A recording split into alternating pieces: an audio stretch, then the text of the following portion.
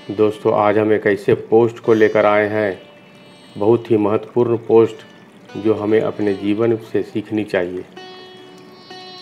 गीता में योगीराज श्री कृष्ण महाराज ने संदेश दिया है कि अवश्यम मेव भोक्तव्यम कर्म कृतम शुभाशुभम, अर्थात व्यक्ति को अपने किए हुए शुभ और अशुभ सभी कर्मों का फल अवश्य ही भोगना पड़ता है। नीति शास्त्रकारों ने मनुष्य के कर्म करने की तुलना किसान के साथ की है। वह कहते हैं कि यो यद वक्ति बीजम लभते ही तादृश्यम फलम, अर्थात जिस प्रकार एक किसान अपने खेत में जिस फसल का बीज बोता है, वही बीज फसल के रूप में किसान काटता है। इस सिद्धांत के विरुद्ध ना कभी आज तक हुआ है और ना कभी आगे होगा। इसलिए कहावत प्रसिद्ध है कि बोए पेड़ बबूल के तो आम कहाँ से होए। यही व्यवस्था परमात्मा द्वारा बनाई गई सृष्टि में मनुष्यों के ऊपर लागू होती है। परमात्मा ने मनुष्य को कर्म करने के लिए स्वतंत्र रखा है। इंसान जैसा चाहे कर्म कर सकता है।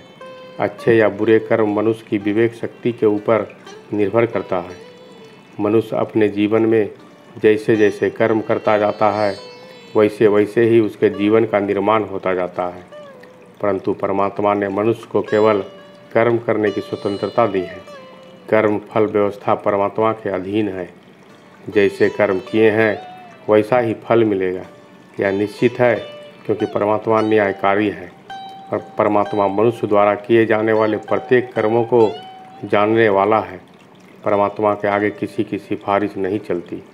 परमात्मा को कोई रिश्वत नहीं दे सकता। इसलिए परमात्मा को पूर्ण न्यायकारी कहा गया है। परमात्मा की अटल न्याय व्यवस्था से कोई भी आज तक ना तो बचा है और ना ही आगे बचेगा। इसलिए अच्छे कर्म करने वाला व्यक्ति निर्भय होता है। बुरा कर्म करने वाला व्यक्ति हर समय भयभीत होता है। उसके मन में सदैव यह शंका रहती है कि कभी मेरे बुरे कर्म सामने ना आ जाए। बुरे कर्मों के सामने आते ही उसे उन कर्मों का फल मिलना शुरू हो जाता है। हमारे शास्त्रों में कहा गया है कि व्यक्ति जिस प्रकार का व्यवहार समाज के प्रति करता है, उसके प्रति भी वैसा ही व्यवहार करना चाहिए। चाणक्य नीति के 17वें अध्याय में चाणक्य ने लिखा है, कृते प्रति कृतम कुर्याद हिंसने प्रति हिंसनम तत्र दोषो न पतति दुष्टे दुष्टम समाचरित, अर्थात उपकार करने वाले के प्रति प्रत्युपकार करना चाहिए। हिंसा करने वाले के प्रति हिंसा का व्यवहार करना चाहिए। ऐसा करने पर दोष नहीं होता, क्योंकि दुष्ट के प्रति दुष्टता का आचरण करना चाहिए, वही उचित होता है। महर्षि दयानंद सरस्वती जी ने आर्य समाज के 7वें नियम में लिखा है, सबके साथ प्रतिपूर्वक धर्मानुसार यथा योग बरतना चाहिए। उपकारी के प्रति प्रत्युपकार करना चाहिए। परंतु जो हमारा नाश करने पर उतारू है, हमारी संस्कृति सभ्यता धर्म का ही नाश करने पर तुला हुआ है, ऐसे दुष्टों का तो वध ही कर देना चाहिए। वेद का आदेश है, अर्थात हे मनुष्य, तू मायावियों को, दुष्टों को, छल करने वालों को मार गिराओ।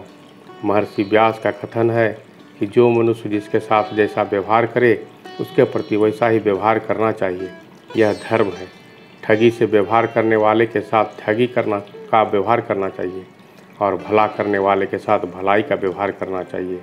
इस प्रकार शास्त्रों में, वेदों में दुष्टों की निंदा की गई है। यथापूर्वक व्यवहार करने का आदेश दिया गया है। धन्यवाद।